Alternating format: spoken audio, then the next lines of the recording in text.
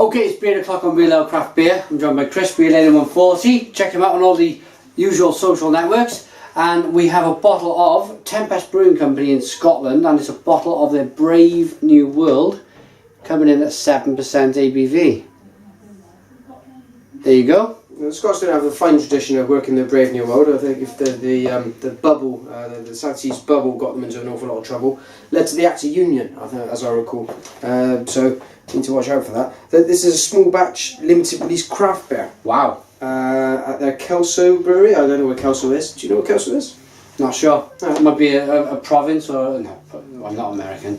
It might be an area of Scotland. Yeah. But I'm guessing Brave New World might be New World hops. Yeah, or it could be like Brave in the film.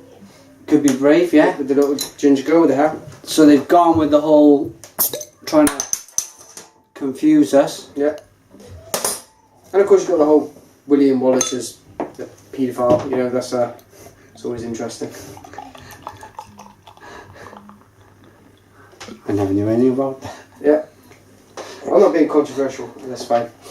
It's common knowledge in Scotland. Before we get lots of letters of complaint. Do you get letters of complaint? Or just people on YouTube going? Yeah, I think we have just people commented. Yeah. All sorts. Well, you can start leaving your comments in the comments box right now whilst we're talking, offending as many of you as possible. So, Brave New World, what do we get in the glass? Tempest Brewing Company, Brave New World. Beer in the glass, for me... It's an IPA? Yeah, definite IPA. Slightly hazy? Yeah, slightly hazy. It's got a definite haze about it. There's a yeast suspension. Very, very fine carbonation. Yeah. Quite slow, but you can see there's clearly some yeast gone in this glass in comparison. Yeah, you can see it, look. Look at that. It's suspended there. And this made this head jump on this one. Nice, again, orangey amber colour to the beer. Classic IPA for 7%. I'm going to get my nose into this one. Ooh. Mm. Oh, and that smells really good. Mm. Really, really good. Good mouth-puckering American style IPA. Yes, there's a real whack of New World hops in there, and that's clearly the New World reference in there. Yeah. Nothing to do with the South Sea bubble, so I'll take that back. But maybe it is to do with the South Sea bubble, because this could well be a Kiwi hop, or something on the HBC or something like that. It's something really quite kicking. But if I had to hazard a guess, I'd say American rather than New Zealand. Yeah, could be. But then again, it does remind me a little bit of a Kipling. Yes. It's got that, yeah. I reckon we should dive in. Cheers.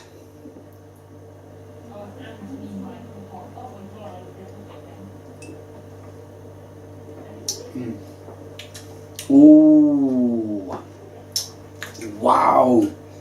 The first thing... Stone the crows. For me... Christ, is that you've got this beautiful mouth coating, lovely malty kind of swish working its way through, and it's hitting every single taste receptor, all from the front to the back and then down your throat, and then that's the warmth developing inside my chest and working its way down into my belly. Wow. But then I can see from your face, same as I've had, you've got the hit of that hop then. Yeah, it kind of grabs all your cheekbones and raises them up 3 inches. Mm. It really does. It's so... Would sharp be a right appropriate word to use in a beer review? I always seem to kind of refrain myself from saying sharp, but it's zingy, Yeah. I suppose if you compare it to good cheeses, a good cheese can be sharp on your palate. Yeah. And I don't see why you couldn't use that as a word. As long as you're clear that's a positive experience, because you can be too sharp. And this is just really striking that balance quite well, I think.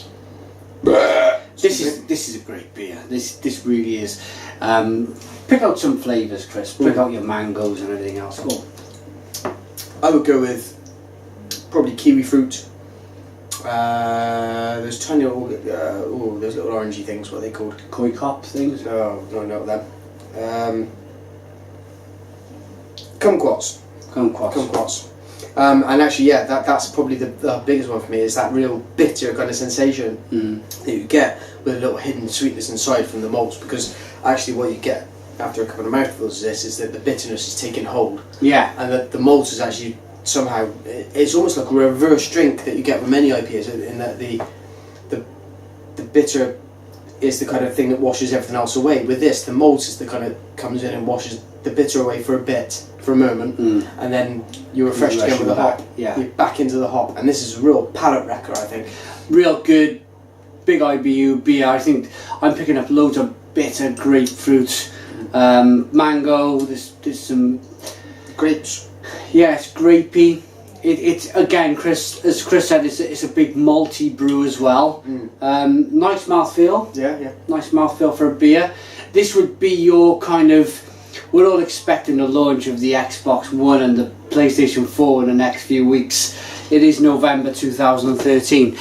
This would be probably, you've got that console, whatever you've chosen, you've unboxed it, you've plugged it in, you've put a game in, and you've gone, I'm going to get one of these out, a good solid beer to kind of celebrate that that fact that we got new games consoles, and just chill out. Yeah. With a beer like this. Yeah, and it's 7%, and that's so well hidden in this. Yeah, this chemistry really setup. is. You know. Yeah. Using the breaking kind of bad terminology, the product is much better developed than we had an IPA earlier today.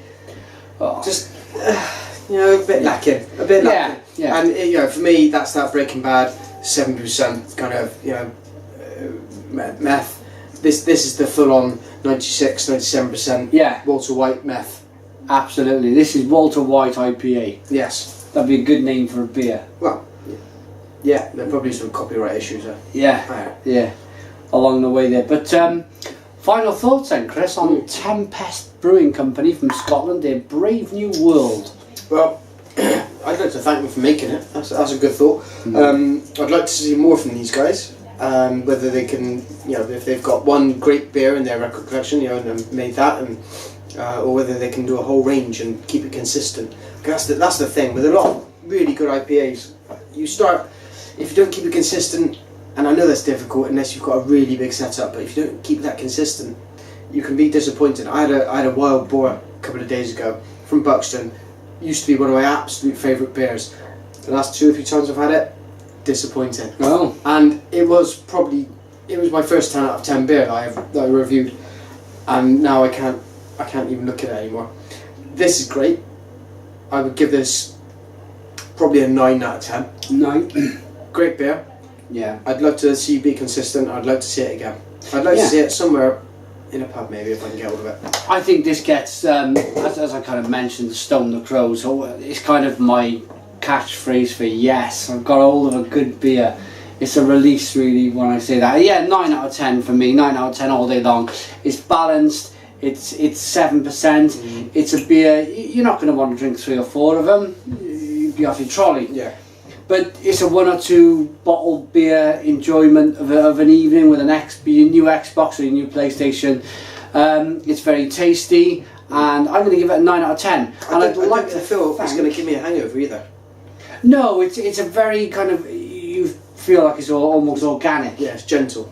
It's gentle, it's organic. They've just used raw ingredients in this beer. This beer we picked up in DS Cardiff Drinks. This is available in Cardiff. The discount supermarket. Discount supermarket, which is great. So check them out as well also. But thanks for watching Real Ale Craft Beer. Thanks for Real Ale 140 for joining me, and cheers.